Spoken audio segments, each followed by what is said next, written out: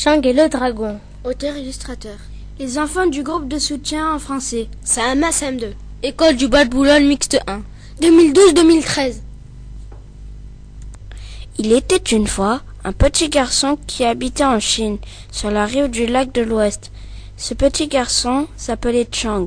Il avait 8 ans et vivait heureux avec ses parents. Mais un jour, une terrible tempête éclata sur le pays. Un vent furieux se déchaîna, des nuages noirs s'amoncelèrent et le soleil disparut.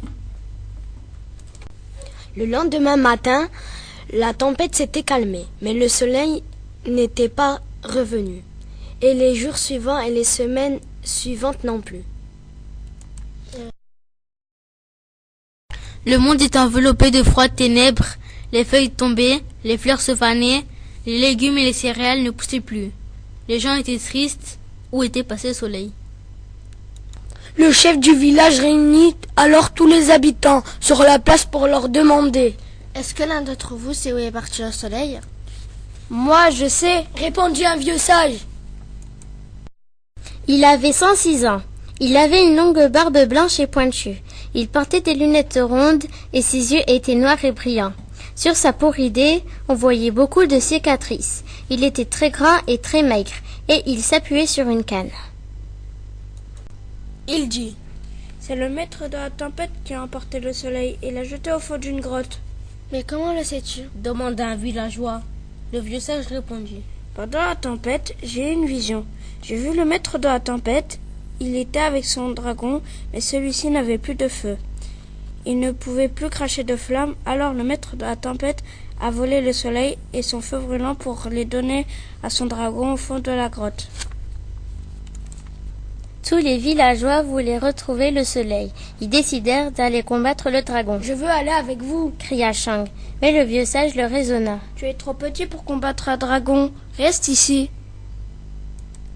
Les villageois prirent leurs armes. Ils s'en allèrent dans la nuit noire. Chang les regarda partir. Il avait le cœur gros. Il était jaloux. Alors il les a suivis de loin. Ils ont marché très longtemps jusqu'à l'aube. Lorsque les villageois arrivèrent à la grotte, le dragon dormait encore. Ils essayèrent de prendre le soleil, sans faire de bruit, mais le dragon se réveilla. Il cracha des flammes en hurlant. Maître, maître, les villageois sont infiltrés dans la grotte. Ils veulent prendre le soleil. Le maître de la tempête arriva, il provoqua une tornade qui aspira les villageois et les emporta. Ils atterrirent au village. Chang était resté caché non loin de la grotte.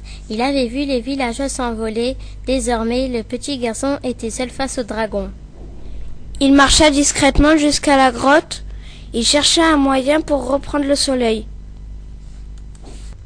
Le maître de la tempête était reparti, et Chang demanda au dragon: à quoi ça sert de prendre le soleil? Moi, je peux t'apprendre à faire du feu. Rends-nous le soleil, s'il te plaît. Le dragon proposa: je te rendrai le soleil si tu m'apprends à faire du feu. Alors Chang a pris un peu d'herbe sèche, puis il a frotté 2 silex l'un contre l'autre. Ça a fait des étincelles, et l'herbe a pris feu. Waouh! S'exclama le dragon. C'est merveilleux, tu me laisses essayer? Chang donna les 2 silex au dragon et celui-ci réussit à faire du feu. Il était surpris et très très content. Bravo! Le félicita Chang. Tu apprends vite!